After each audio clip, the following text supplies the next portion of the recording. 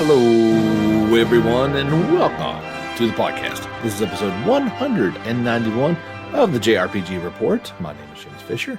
Thank you, as always, for tuning in each and every week as we get you up to date on all the happenings in the JRPG world, all the news and notes. We've even got a review today. Just a lot of fun little stories. I didn't think we was going to have a ton of stuff to talk about, but we do. And quick programming note: we talked about last week Thanksgiving coming up here in 2 weeks in the U.S., so that I will be doing a Wednesday podcast that week. Well, turns out I'm doing a Wednesday podcast next week as well. As I kind of forgot, but we are leaving out Thursday for a little bro trip. We do this every couple of years. Me and my brother take just a little reconnect trip for just the two of us, and so we will be out of town. So yeah, next week podcast on Wednesday, and the week after podcast on Wednesday. But we should be back to Thursdays thereafter. The big story of the week, and I kind of feel like this it didn't make gamers upset as much as a delay usually does. So people have been very much looking forward to the Final Fantasy XIV expansion Endwalker, as it was quickly approaching its November 23rd release date. Well, they had to push it back, but just a very teeny bit, a minute delay in the world of video games, as it was just 2 weeks. So it'll now be coming out on December the 7th. Still this year, but early access will begin on December the 3rd. Just a couple more dates, as patch 6.01 will come out on December 21st. Patch 6.05 is now on January the 4th of 2022. There was a message from Yoshi as on the delay, and I'll just read you his quote, and then I'll kind of explain everything that's going on with this one. He said, "The biggest factor behind the release date change was my own selfishness as the game's director. Ever since I was placed in charge of the original Final Fantasy XIV, I've continued the development and operations of FF14 over the past 11 years. And while always endeavoring to balance my position as producer overseeing the project and the director in charge of development, it was my intention to work in the same manner as we approach the final stages of Endwalker's development. As I previously mentioned in my interviews and during the live streams, Endwalker will be the largest expansion pack in the history of the game. It has been a huge undertaking, but we proceeded with development following plans that would allow us to make it in time for the originally scheduled release date, although admittedly everything would be right down to the wire. However, as we neared the end of development and I played through everything, from quest to battle content and the like, I just couldn't contain my desire to further improve Endwalker's quality. Specifically because this expansion pack marks the first major culmination of events in FF14 so far. Even as we look beyond Endwalker, the story will continue for a long time, and we hope to deliver many more enjoyable experiences in the game.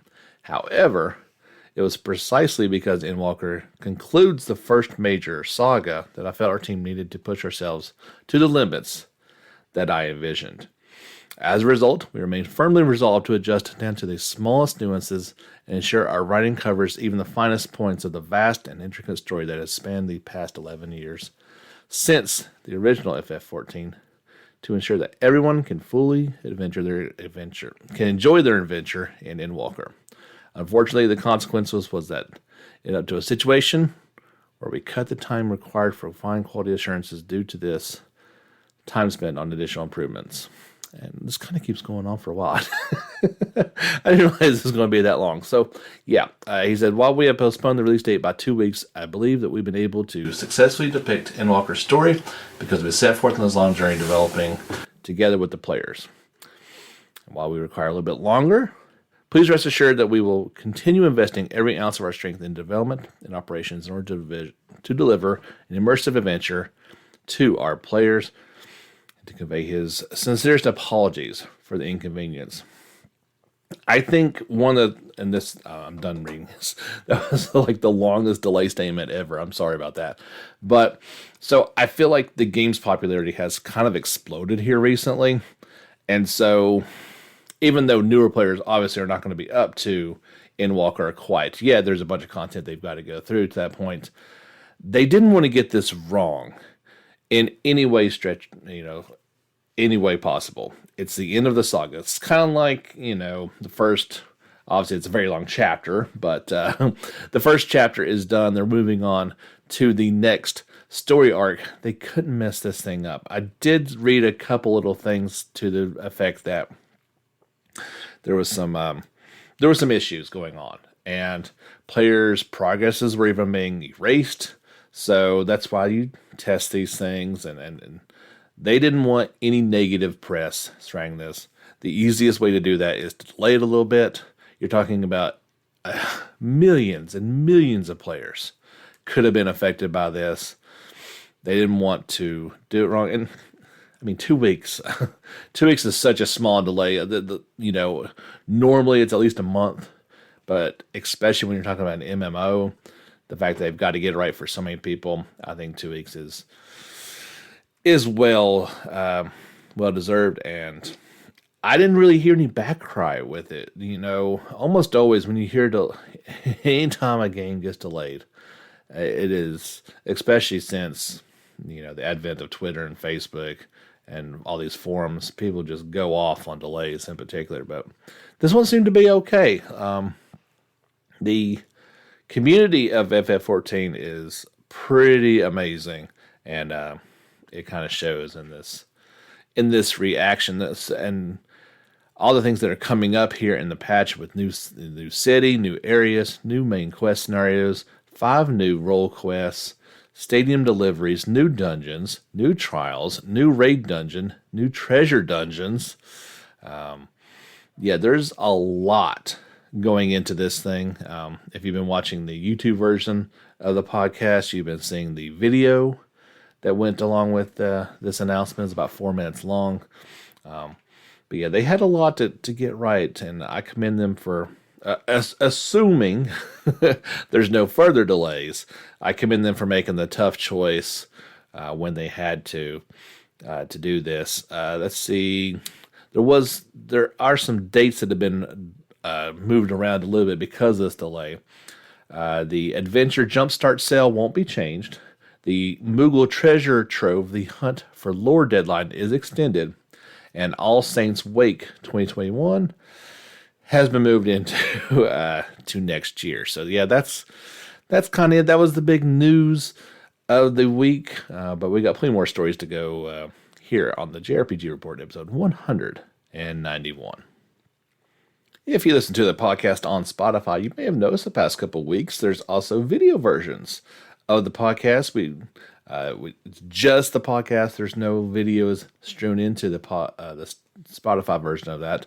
That's kind of reserved for YouTube and having all those visual elements. But yeah, it kind of gives you a different choice of how you would like to enjoy.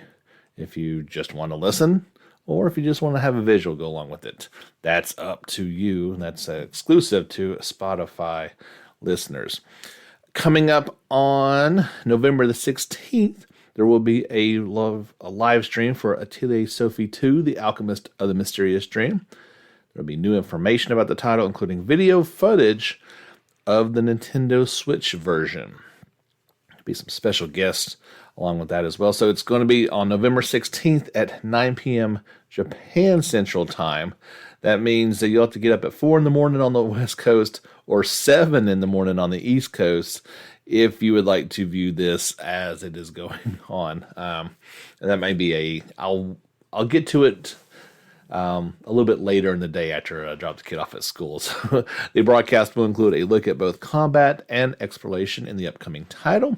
Special guests include Yuka Asake, who provides the voice for Sophie, and Yuka Akiguchi. So both the actresses for this game are first named Yuka. That's pretty cool. She is the voice actress behind Platia. So both of them will appear, as well as some special information about the Atelier 25th anniversary goods that are going to be for sale. Viewers can tune in via YouTube, Nico, or Twitter Live. Of course, Sophie 2 is coming out for Switch, PS4, and PC via Steam on February 25th of 2022.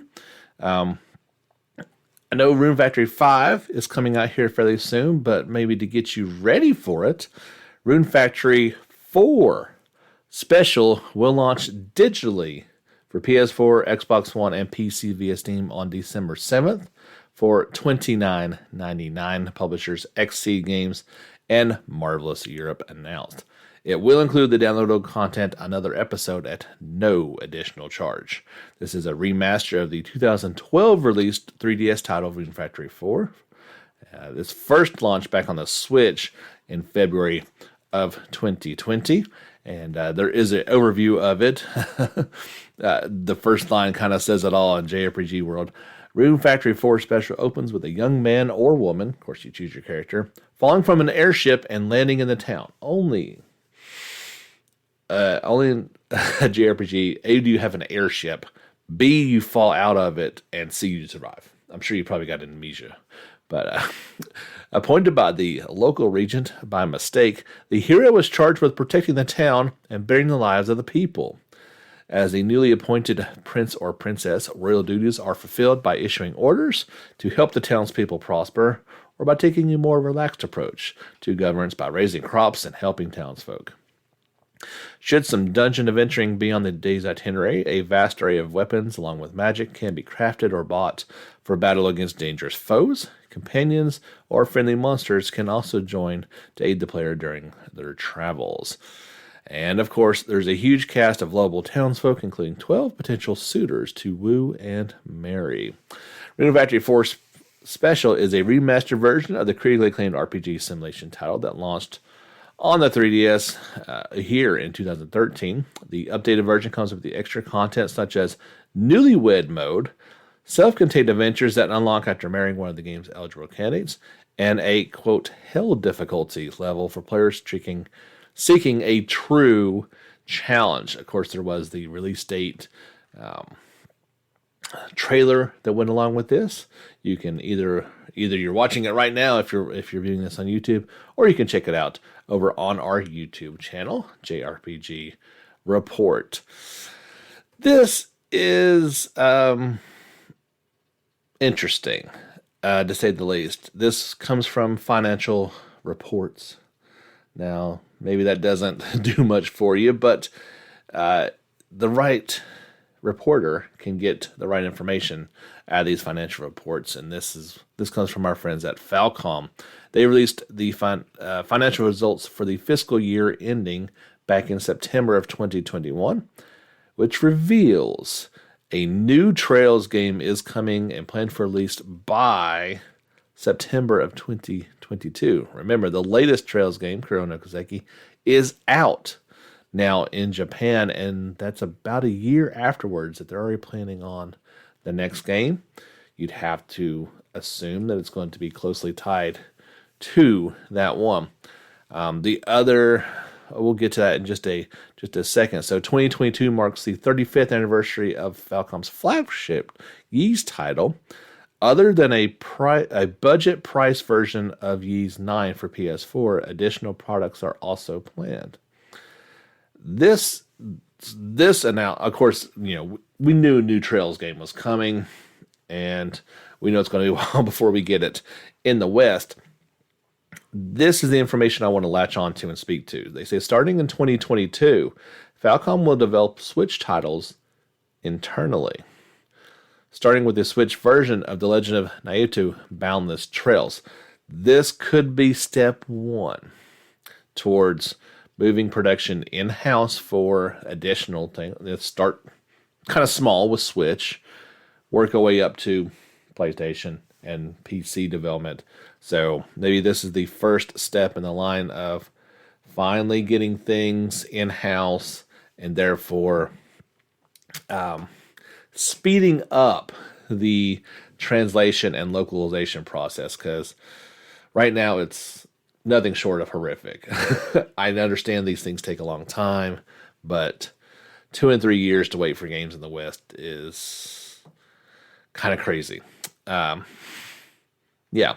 We talked about the latest Trails game. Falcom will promote multi-platform game development across consoles, PC, and smartphones for Japan, North America, Europe, and Asia, as well as actively utilize its intellectual properties to produce new titles that act as challenges for the company, including Trails and Ys. Well, that's what they do best. Why not? So maybe finally some good news. It's not going to help us much in the West because, I mean, and as America is doing the next couple of Trails games, but perhaps starting with this next couple games, they might start to move those in-house, but it's going to be a while. Maybe it pains me to say that maybe by PlayStation 6, we finally got games coming out on a normal time scale in the East and West, but that's kind of best case what we're looking at right now, isn't it? Ouch. But hey, good news is coming, and Falcom is growing. I mean, it took them a while to get to this point. They're finally there with Trails taking off the way it has, and it's only a matter of time until we get this. We spoke last week about the Persona series composer Shoji Murgano, and he had left Atlas to kind of go and do his own thing. He is under the alias Mega Rock and working with Kodadasha Creators Lab. His new game is going to be called RPG Guns Undark. No, it's okay. Never mind. It's called Guns Undarkness, which is still ridiculous, but is a stealth RPG coming for PC via Steam. A release date was not announced. Guns Undarkness is a stealth RPG that combines typical stealth game features such as remaining undetected and evading antagonist territory with the traditional command-style Japanese RPG. The gameplay is roughly divided between two parts, a stealth part that hides on the field and a battle part that is developed by a turn-based command-style battle system. Encountering without being found by the enemy allows you to enter a battle with an advantageous manner. Aim for the depths of the antagonist's territory while maintaining your resources well. This looks to be kind of a guns play one. The main weapons are firearms such as handguns and assault rifles. By defeating enemies and obtaining materials, you can customize the equipped gun more powerfully. Kind of sounds like some Parasite Eve.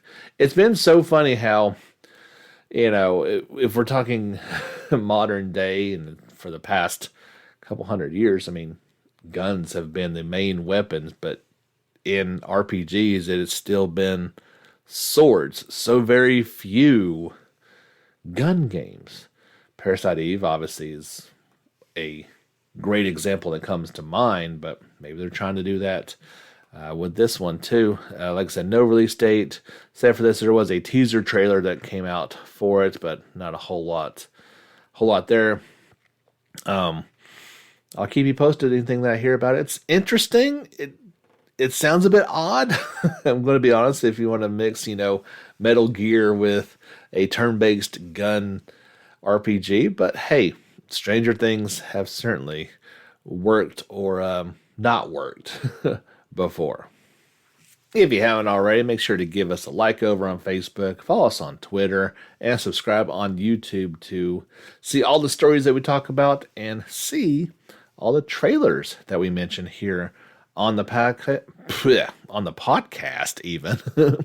And if you enjoy what we do, even when we mess up simple words like podcast, consider financial support over on, you can do that directly through the Anchor app.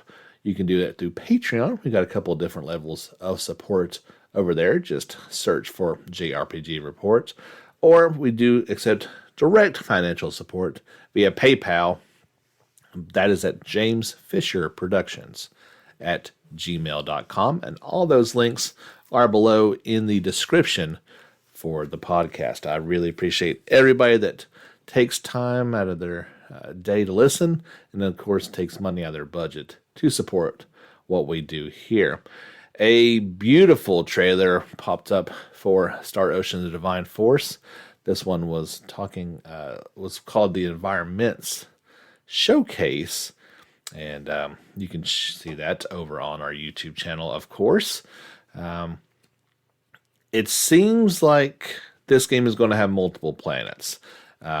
Just based off the environments alone, it would be a little too varied for one place, I would have to believe. We may be wrong, but that's always been kind of a draw of the Star Ocean series, is visiting multiple planets, and one of the main downfalls of the last one. In the trailer, things start on a forested place. It features some ruin elements among the trees. Then they get a peek at a futuristic city. In addition to cars on the ground, there are some in the air flying. After that, another city seems to be from a slightly less technologically advanced society. And from there are different biomes and areas. Finally, things wrap up with a look inside of a spaceship. So, yeah, I feel like Star Ocean is a return to form for the series. We'll get to see it next year on every major new system except the Switch. But coming out for Switch here fairly soon is going to be the Pokemon trio of games. First up is going to be Brilliant Diamond and Shining Pearl in just a week on November the 19th. There was some new information that popped up about it, talking about the new area, Ramanas Park. It's a facility players can visit after entering the Hall of Fame. There are caves dotted throughout the park, and the chambers inside them are filled with a mysterious atmosphere. Inside the rooms of the park are pedestals, and it's said that if players insert a slate into its corresponding pedestal, a legendary Pokemon will appear. It's unclear exactly how these slates can be obtained, so players will have to do some research while exploring the region. It does sound like there's some additional things that weren't present in the in the previous version, so they have added a few things to it. In addition, if you on your Switch, if you have saved data for Pokemon Sword or Shield, Let's Go Pikachu, or Let's Go Eevee, there are some perks you can unlock. So if you've got those, you can get some cool new stuff that'll go along with your brand new Brilliant Diamond and Shining Pearl on November the 19th. Don't have to wait too much longer for that. I'm sure people have been waiting a long time to get their hands on that one again. But brand new is going to be Pokemon Legends Arceus. There's some information and screenshots that have come out with that. It does seem like that's what happens. Pokemon Company and Game Freak, when information comes out about one, it comes out about the others as well. So they say Pokemon trainers who have played Sword or Shield will be able to take on a research request in this game, where they'll have the chance to add the mythical Pokemon Shiamin to their team. And they can also claim a kimono set designed after this mythical Pokemon. So that's pretty cool. There's also some Pikachu and Eevee mask bonuses for players who have played either Let's Go Pikachu or Let's Go Eevee. Pokemon Legends Arceus is due out for Switch on November the 28th, 2022, worldwide. I don't recall this game as it was Japan only, I do believe, but Monster Hunter G has been listed on Capcom's Japanese website, and it is coming to Steam. No word on when that is going to happen, but it's coming at some point in time. This game came out back on PS2 in 2005. It got a re-release for the Wii in 2009, so it seems kind of odd this one's coming back out, but at least for Steam players, it's going to be coming. Capcom will sell a Monster Hunter Rise and Monster Hunter Stories 2 Wings of Ruin bundle in Japan.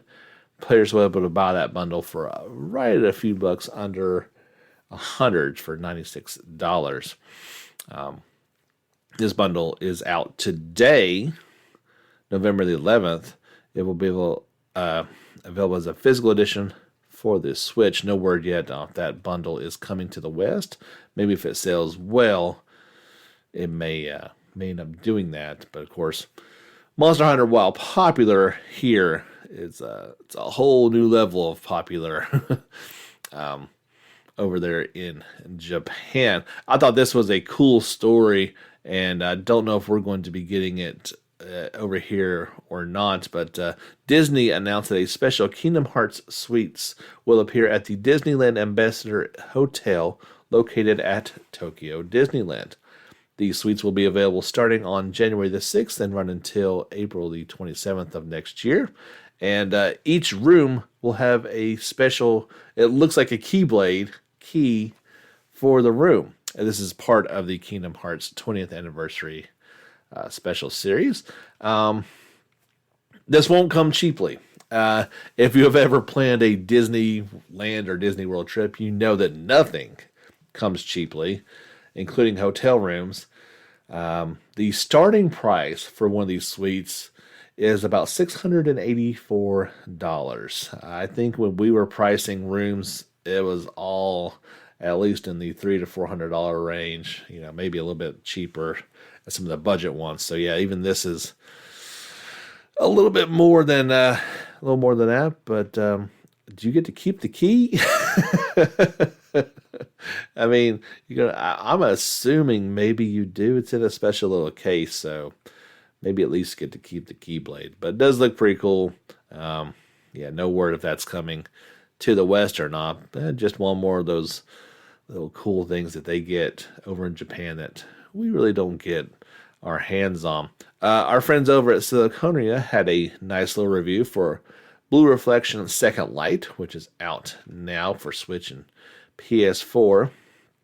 If you'd like to read that, you can check out the link on our social media channels. Overall, they definitely had a positive, good impression of the game. I think overall, everything I've heard about the game has been positive. So the tagline is Blue Reflection Second Light is exactly what you'd expect from Gust. Well, there you go. I won't spoil anything if you're still waiting to play it or if you're just getting started on it. I will tell you this: a game that did come out last week and at least got a chance to try it out was Tales of Lumunaria.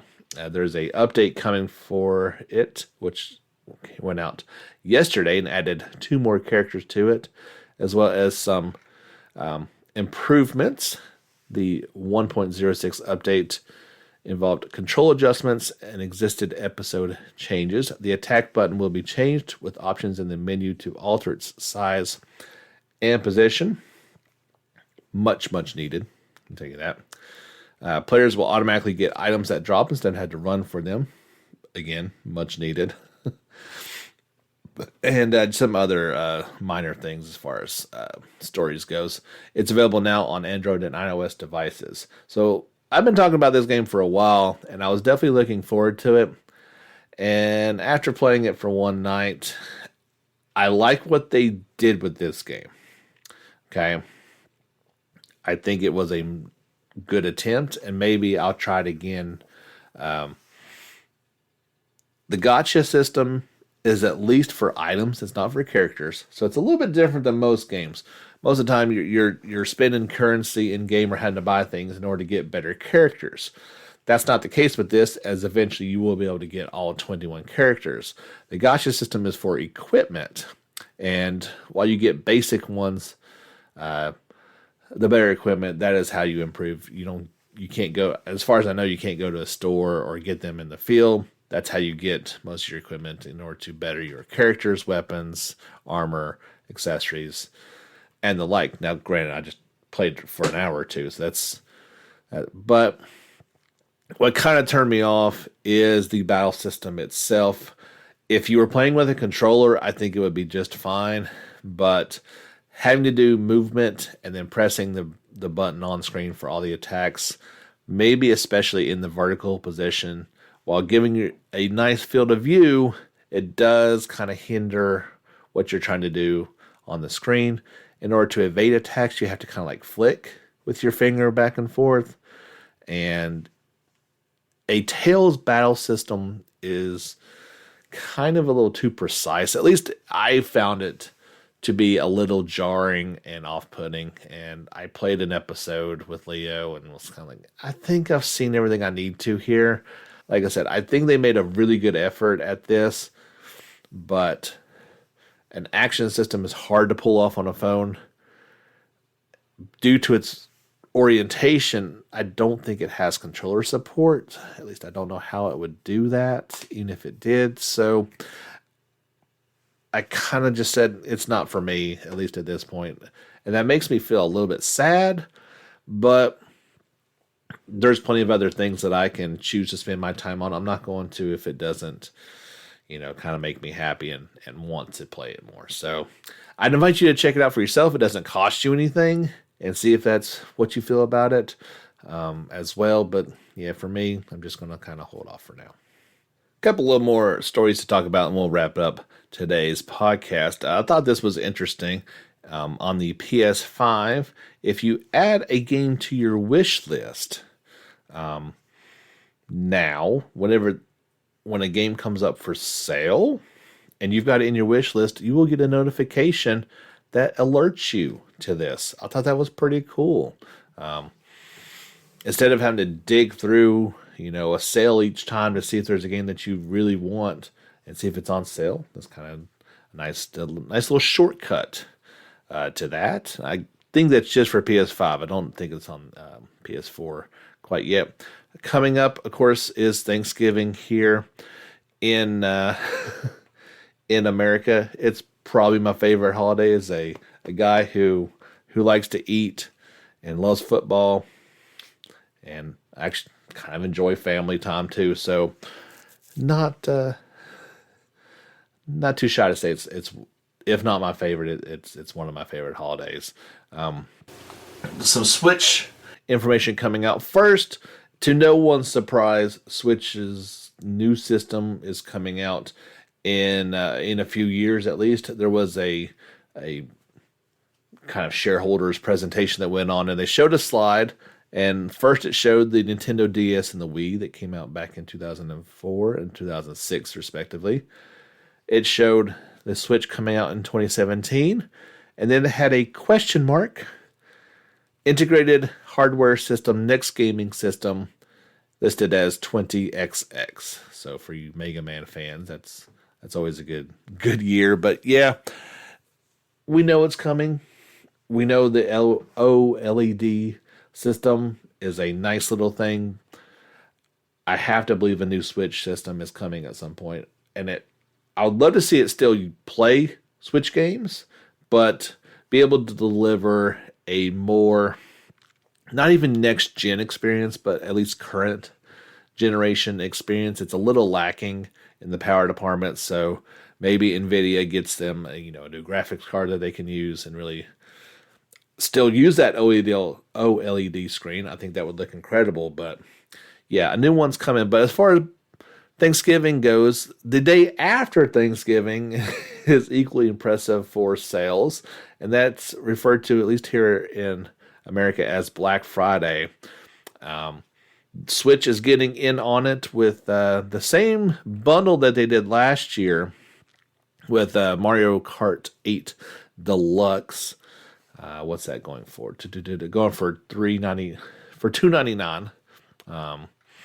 But as far as games go, there are a couple of JRPGs that are on there that you maybe want to save some money on and pick up brand new. Astral Chain. These are going for $40. Fire Emblem 3 Houses for $40. Both the Legend of Zelda games, Breath of the Wild and Link's Awakening, are $40. I know, not JRPG, but excellent games, worth mentioning. Paper Mario, the Origami King, for $40. And if you've not already picked it up, you can get Xenoblade Chronicles Definitive Edition for $40.